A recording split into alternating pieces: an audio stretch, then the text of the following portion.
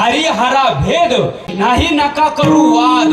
अजिबात भेद करण्याचं कारण नाही. पण महाराज काही काही स्वतःला वारकरी म्हणून घेतात बाबा, स्वतःला वारकरी म्हणून घेतात, भगवान विष्णूची भक्ती करतात, वारकरी म्हणून घेतात आणि भगवान शंकराची मात्र निंदा करतात. पण नाथ बाबा म्हटले अशा मूर्खांचं तोंड सुद्धा तुम्ही पाहू नका. हो गोरी वैष्णव, हो गोरी वैष्णव, हो गोरी वैष्णव, हो गोरी वैष्णव, हो गोरी वैष्णव, हो गोरी वैष्णव, हो गोरी वैष्णव, हो गोरी वैष्णव. जो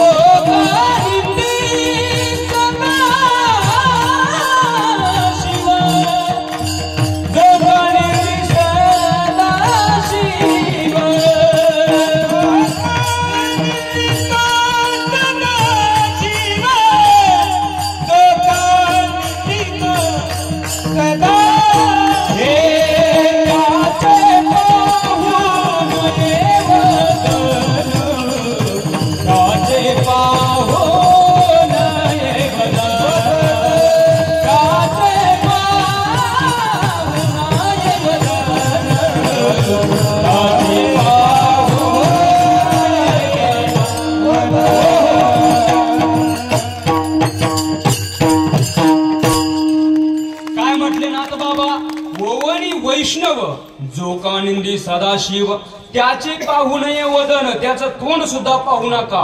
आणि जर त्याचं तोंड पाहिलं तर त्याच्यासारखा मूर्ख या जगामध्ये दुसरा कोणी नाही. त्याचे पाहू नये वदन आणि मूर्खा होणी मूर्ख पूर्ण. किंवा विष्णूशी भजला शिव दुरावला आधपात झाला तया नरा. म्हणून दोघांचं भजन करायचं. भजन करणारे हरिहरा नारायण शिवशंकरा. बरं का करायचं भजन दोघांचं? कारण ते एकमेकाचं भजन करतात. मग आपल्याला काय भजन करी महादेव, भजन करी महादेव, भजन करी महादेव, भजन करी महादेव.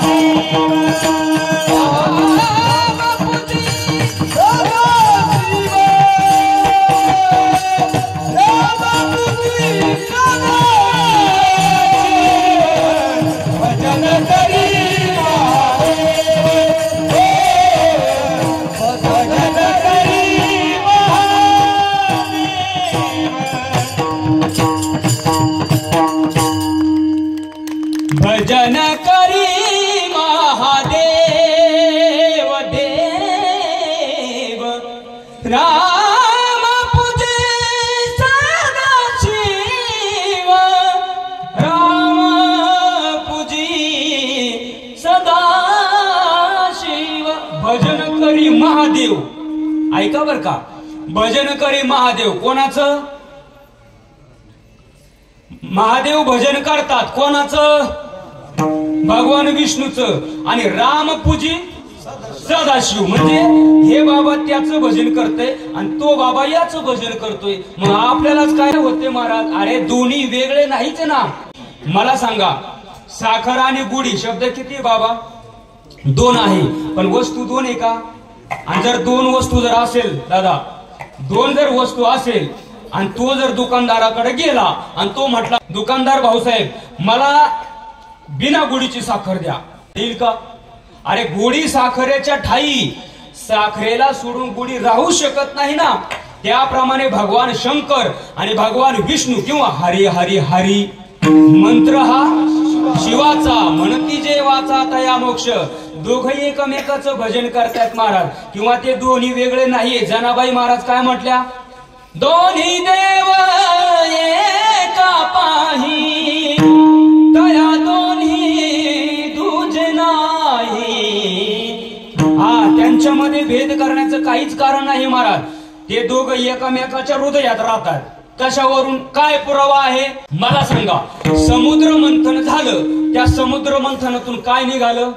14 रत्न निघाले. त्याच्यातून लक्ष्मीही निघाली, कौस्तुभ पारिजातक अनेक रत्न निघाले. त्याच्यामधून हलहल नावाचं विष निघालं. आता ते विष कोणीच घ्यायला तयार नाही. मग सगळ्यांनी काय ठरवलं? आपल्यात भोळ कोण आहे? हा. मग त्या सगळ्यांनी भगवान शंकराकडे तो विषाचा प्याला घेऊन गेले आणि भगवान शंकराची प्रार्थना केली, हे देवादी देव महादेव, तुम्ही देवांचे देव आहात. म्हणजे झाडावर चढवण्याचं काम केलं. तुम्हीच हे विष घेऊ शकता. आमच्यामध्ये ती ऐपतच नाही, आमची योग्यताच नाही. फक्त आणि फक्त या विषाचं प्राशन फक्त तुम्हीच करू शकता. एवढं सामर्थ्य तुमच्याकडे. दिलं ना फुगून. आता भगवान शंकराने विचार केला, मी विष घेण्याने जर तुमचं चांगलं होत असेल तर नक्कीच मी विष घ्यायला तयार आहे. आणि भगवान शंकराने विष घेतलं. कोणतं विष होतं? हलाहल नावाचं विष घेतलं. आता भगवान शंकराने विष घेतल्यानंतर त्याचा परिणाम दादा कोणावर व्हायला पाहिजे? मी रोगार घेतलं म्हणजे मी घेणार नाही. मी रोगार घेतलं तर त्याचा परिणाम कोणावर होईल? माझ्यावरच होईल ना? दुसऱ्यावर होणार आहे? कोणावर नाही. तसं भगवान शंकराने हलाहल नावाचं विष घेतल्यानंतर त्याचा परिणाम कोणावर होणार आहे? भगवान शंकरावरच होणार आहे. पण त्याचा परिणाम भगवान शंकरावर झालाच नाही. मग कोणावर झाला? शंभूने गेलेले हळहळा तेने विष्णू झाला निळा. शंभूने गिळले काय? हळहळ नावाचं विष घेतलं आणि त्याचा परिणाम भगवान विष्णू निळे पडले. आता भगवान शंकराने विष घेतलं, त्याचा परिणाम भगवान विष्णूवर झाला. पण त्याच समुद्र मंथनातून अमृत निघालं. ते अमृत कोणी घेतलं? भगवान विष्णूने घेतलं. बरं, भगवान विष्णूने अमृत घेतल्यानंतर त्याचा परिणाम कोणावर व्हायला पाहिजे? भगवान विष्णूवर. पण त्याचा परिणाम भगवान विष्णूवर झालाच नाही. मग कोणावर झाला? भगवान शंकरावर झाला. नारायणे सेविले अमृत आणि झाला श्वेत महादेव. पांढरे फट पडले. कोण? भगवान शंकर. म्हणजे भगवान शंकराने विष घेतल्यानंतर त्याचा परिणाम भगवान विष्णूवर होतो आणि भगवान विष्णूने अमृत घेतल्यानंतर त्याचा परिणाम भगवान शंकरावर होतो. मग हे का होतं असं? त्याचं उत्तर आहे, एक एकाचे हृदयी आणि गोडी साखरेच्या ठाई. एकामेकाच्या हृदयामध्ये ते वास्तव्य करतात म्हणून त्याचा परिणाम एकामेकावर होतो. मग जर ते दोघं एकच असेल तर मग आपण त्याला भेद का म्हणायचा? म्हणून त्यांच्यामध्ये भेद करायचा नाही.